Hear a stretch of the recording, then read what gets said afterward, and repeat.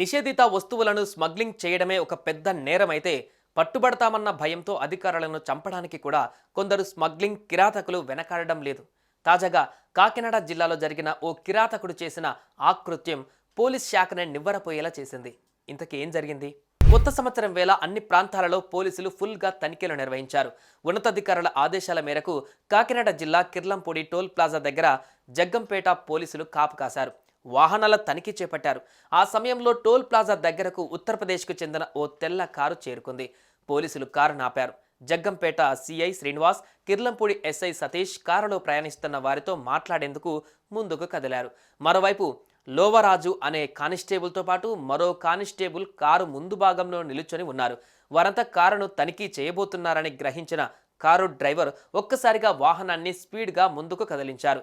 దాంతో కారు ఢీకొట్టడంతో ఆ కానిస్టేబుల్ ఇద్దరికి తీవ్ర గాయాలయ్యాయి.